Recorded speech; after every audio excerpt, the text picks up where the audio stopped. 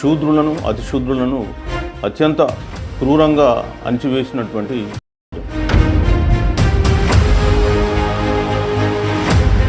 వీరికి ఆస్తి హక్కు లేకుండా చదువుకునే హక్కు లేకుండా చేసి సమాజంలో అట్టడుగున ఉంచడం జరిగింది. మరి ఈ వర్గాలు మిగతా వర్గాలతో సమానంగా అభివృద్ధి కావాలంటే కొన్ని ప్రత్యేకమైనటువంటి రక్షణలు తప్పకుండా అవసరం. ఈరోజు రిజర్వేషన్లు చూసినట్టయితే మనకు 4 రకాలుగా రిజర్వేషన్లు కనిపిస్తాయి. అదేవిధంగా ఒక మహిళా రిజర్వేషనే కాకుండా చాలా వరకు స్పోర్ట్స్ రిజర్వేషన్స్ కానీ, ఎక్స్ సర్వీస్ మెన్ రిజర్వేషన్లు కానీ, అదేవిధంగా ఫిజికల్లీ హ్యాండిక్యాప్డ్ సంబంధించినటువంటి రిజర్వేషన్స్ కానీ, ఇవన్నీ కూడా ఈ రోజు కూడా ఓబీసీలకు సంబంధించినటువంటి రిజర్వేషన్లు పూర్తి స్థాయిలో అందడం లేదు. రిజర్వేషన్ అనేది ఎవరో మనకు దానం చేసేటువంటి అంశం కాదు, రాజ్యాంగం కల్పించినటువంటి హక్కు.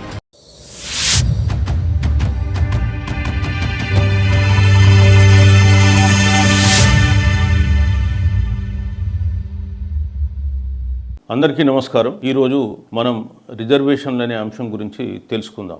భారతదేశంలో రిజర్వేషన్లు అనే అంశం అతి సున్నితమైన అంశం, అనేక వివాదాలతో కూడుకున్నటువంటి అంశం. కానీ భారత రాజ్యాంగం ఈ రిజర్వేషన్లను చాలా స్పష్టంగా నిర్వచించడం జరిగింది. భారతదేశం మొదటి నుంచి కూడా వర్ణ వ్యవస్థతో, నిచ్చెనమెట్ల కుల వ్యవస్థతో కూడుకున్నటువంటి సమాజం.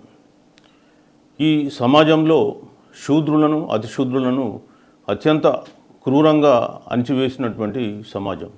వీరికి ఆస్తి హక్కు లేకుండా, చదువుకునే హక్కు లేకుండా చేసి సమాజంలో అట్టడుగున ఉంచడం జరిగింది. మరి ఈ వర్గాలు మిగతా వర్గాలతో సమానంగా అభివృద్ధి కావాలంటే కొన్ని ప్రత్యేకమైనటువంటి రక్షణలు తప్పకుండా అవసరం. ఈ విషయాన్నే గుర్తించినటువంటి భారత రాజ్యాంగం ఈ వర్గాల కొరకు ప్రత్యేకమైనటువంటి రక్షణలు కల్పించింది.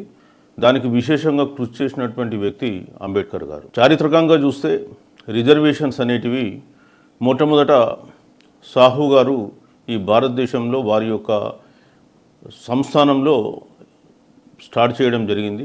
తర్వాత కాలంలో మైసూర్ స్టేట్లో కానీ, అదేవిధంగా మద్రాస్ స్టేట్లో జస్టిస్ పార్టీ వాళ్ళు స్టార్ట్ చేశారు. అయితే భారత రాజ్యాంగం ఈ రిజర్వేషన్లను ఆర్టికల్ 16(4)లో స్పష్టంగా నిర్వచించారు.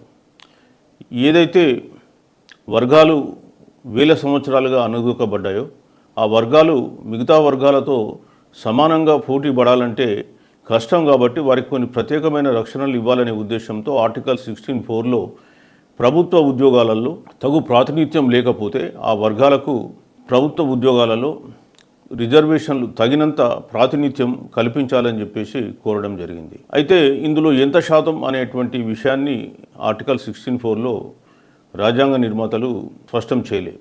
అట్లాగే ఇక్కడ బ్యాక్వర్డ్ క్లాసెస్ అనే పదాన్ని వాడినారు. ఈ బ్యాక్వర్డ్ క్లాసెస్ అంటే ఎస్సీలు, ఎస్టీలు మరియు అదర్ బ్యాక్వర్డ్ క్లాసెస్ అని తర్వాత కాలంలో కోర్టు కూడా వ్యాఖ్యానం చేయడం జరిగింది.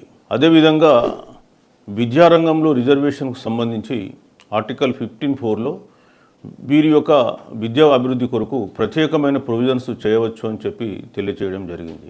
తర్వాత కాలంలో ఆర్టికల్ 15(5)లో విద్యా సంస్థల్లో, కేంద్ర విద్యా సంస్థల్లో, ప్రైవేట్ సంస్థల్లో కూడా విద్యారంగంలో రిజర్వేషన్లు చేయవచ్చు అని చెప్పి తర్వాత కాలంలో 2005లో 93వ రాజ్యాంగ సవరణ ద్వారా విద్యా సంస్థల్లో, ముఖ్యంగా ప్రైవేట్ విద్యా సంస్థల్లో కూడా రిజర్వేషన్లు కల్పించవచ్చని రాజ్యాంగ సవరణ చేయడం జరిగింది. అదేవిధంగా ఈ రిజర్వేషన్ల అంశాన్ని మనం చూసినట్టయితే ఎస్సీలు, ఎస్టీలకు సంబంధించి ఆర్టికల్ 335లో వారికి సంబంధించినటువంటి క్లెయిమ్స్ను పరిగణనలోకి తీసుకోవాలని చెప్పడం జరిగింది.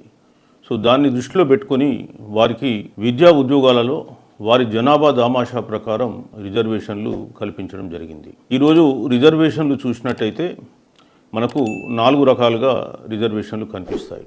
ఒకటి విద్యారంగము, ఇంకోటి ఉద్యోగ రంగము, 3 రాజకీయ రంగంలో చట్టసభలు, అదేవిధంగా స్థానిక సంస్థలు. అయితే ఇక్కడ ఇంకొక విషయాన్ని కూడా గుర్తుపెట్టుకోవాలి.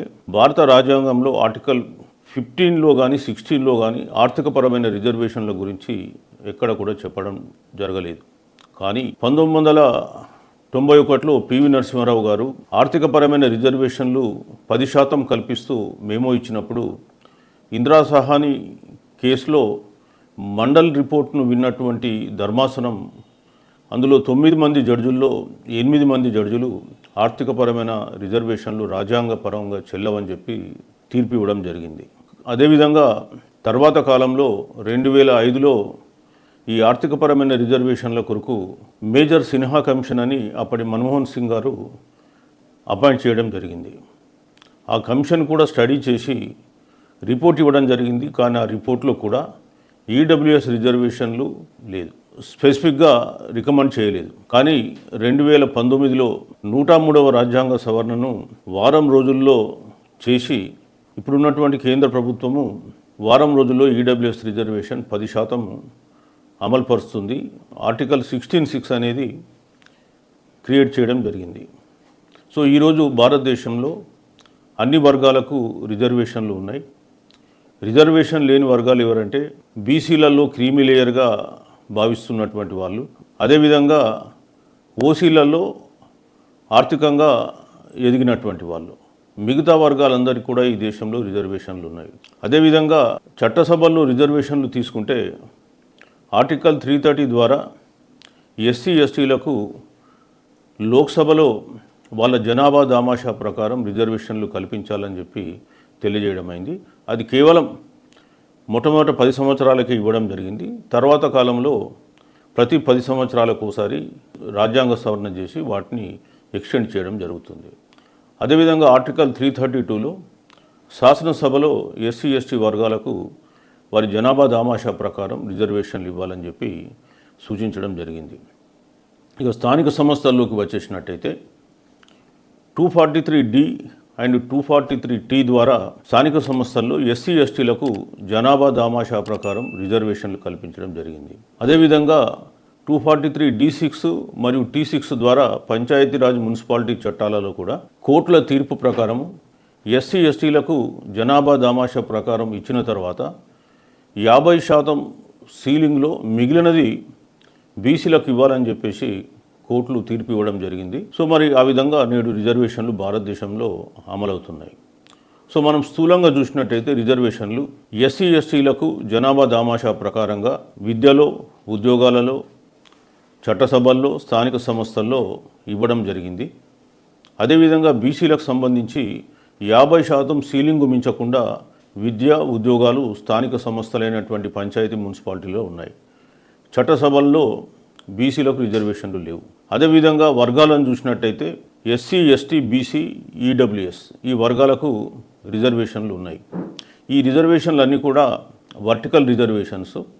రిజర్వేషన్లలో కూడా ముఖ్యంగా 2 రకాలుగా ఉంటాయి. ఒకటి వర్టికల్ రిజర్వేషన్ అంటే నిట్టనిలువుగా ఉన్నటువంటి రిజర్వేషన్స్.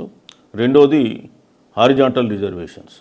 అంటే ఈ వర్టికల్ రిజర్వేషన్లలో ఆల్రెడీ వాళ్లకు ఉదాహరణకు ఈరోజు 100%లో ఎస్సీలకు 15%, ఎస్టీలకు 7.5%, బీసీలకు 27%, ఈడబ్ల్యూఎస్ 10%, మొత్తం 60% రిజర్వేషన్ ఈరోజు వర్టికల్ రిజర్వేషన్ ఉంది. ఇకపోతే హారిజాంటల్ రిజర్వేషన్కి వచ్చేస్తే ఉమెన్కు 1/3 రిజర్వేషన్ విద్యా ఉద్యోగాలలో కూడా ఇవ్వడం జరిగింది. స్థానిక సంస్థల్లో తెలంగాణలో దాదాపు 50% రిజర్వేషన్ వారికి ఉంది. అయితే ఇది హారిజాంటల్ రిజర్వేషన్ అంటే వర్టికల్ రిజర్వేషన్ ఉంటేనే హారిజాంటల్ రిజర్వేషన్ వర్తిస్తుంది.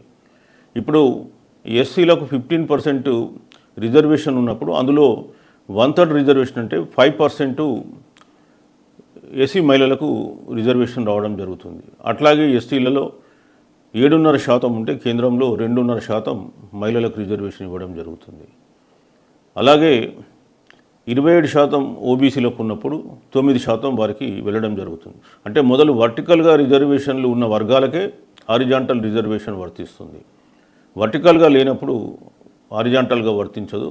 ఉదాహరణకు చట్టసభల్లో మనం చూసినట్టయితే ఓబీసీలకు వర్టికల్ రిజర్వేషన్లు లేవు, ఓన్లీ ఎస్సీ ఎస్టీలకు మాత్రమే ఉన్నాయి.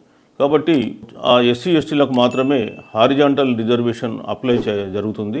అందువల్ల ఆ మహిళలకు 1/3 రిజర్వేషన్ వస్తుంది. బీసీలకు వర్టికల్ రిజర్వేషన్ లేదు కాబట్టి బీసీ మహిళలకు ఆ చట్టంలో రిజర్వేషన్లు రావు. అదేవిధంగా ఒక మహిళా రిజర్వేషనే కాకుండా చాలా వరకు స్పోర్ట్స్ రిజర్వేషన్స్ కానీ, ఎక్స్ సర్వీస్ మెన్ రిజర్వేషన్లు కానీ, అదేవిధంగా ఫిజికల్లీ హ్యాండిక్యాప్డ్ సంబంధించినటువంటి రిజర్వేషన్స్ కానీ ఇవన్నీ కూడా హారిజాంటల్ రిజర్వేషన్ కిందనే రావడం జరుగుతుంది. సో ముఖ్యంగా ఈ రిజర్వేషన్ల ఉద్దేశం ఈ దేశంలో వందల సంవత్సరాలుగా వేల సంవత్సరాలుగా అణచివేయబడ్డ వర్గాలు మిగతా వర్గాలతో సమానంగా పోటీపడి అభివృద్ధి చెందాలనే ఉద్దేశంతో ఏర్పడినటువంటి ప్రొవిజన్స్. సో ఇందులో ముఖ్యమైన అంశం ఏంటంటే సామాజిక న్యాయం. సో ఈ వర్గాలకు సామాజిక న్యాయం అందించాలనే సంకల్పంతో రాజ్యాంగంలో ఈ ప్రొవిజన్స్ ఏర్పాటు చేశారు. భారతదేశం ఒకటే కాదు ఈ రక్షణ కవచాలు కల్పించేది. మనం అనుకుంటున్న అగ్రరాజ్యమైన అమెరికాలో కూడా ఈ ప్రొవిజన్స్ ఉన్నాయి. అక్కడ వాళ్ళు అఫిర్మేటివ్ యాక్షన్ అని పిలుస్తారు. అదేవిధంగా చాలా దేశాల్లో అఫిర్మేటివ్ యాక్షన్ కానీ లేదా పాజిటివ్ డిస్క్రిమినేషన్ అని కూడా పిలుస్తూ ఉంటారు. సో ముఖ్యంగా రిజర్వేషన్ల ద్వారా గత 78 సంవత్సరాల స్వాతంత్రం అనంతరం అనేక వర్గాలు ఈరోజు పాలనలో భాగస్వామ్యం కావడం జరిగింది. విద్యా ఉద్యోగాలు రాజకీయ రంగాలు అన్ని రంగాల్లో కొంత స్థానాన్ని వాళ్ళు సంపాదించుకోవడం జరిగింది. ఆశించినంత ప్రగతి ఈ వర్గాలకు జరగనప్పటికీ స్వాతంత్ర ఫలాలు ఆశించినంత స్థాయిలో ఈ వర్గాలకు అందకపోయినప్పటికీ ఈ వర్గాలు ఎంతో కొంత పురోభివృద్ధి చెంది ఈరోజు ఈ దేశ నిర్మాణంలో ప్రముఖ పాత్ర పోషిస్తూ ఉన్నాయి. ఈరోజు కూడా ఓబీసీలకు సంబంధించినటువంటి రిజర్వేషన్లు పూర్తి స్థాయిలో అందడం లేదు. దీంట్లో అనేకమైనటువంటి అంశాలు ఇమిడి ఉన్నాయి. సో ముఖ్యంగా ఈరోజు మనం చర్చించిన అంశం ఏంటంటే ఈ రిజర్వేషన్లు ఎందువలన ఏర్పాటు చేయడం జరిగింది, ఇవి ఏం సాధిస్తాయి. సో ఈరోజు రిజర్వేషన్లు అణచివేయబడినటువంటి తాడిత పీడిత వర్గాలు మిగతా వర్గాలతో సమానంగా అభివృద్ధి చెందడానికి సమానత్వాన్ని అందుకోవడానికి రాజ్యాంగం కల్పించిన రక్షణ కవచాలని చెప్పి మనం ఇంతకుముందే పేర్కొన్నాం.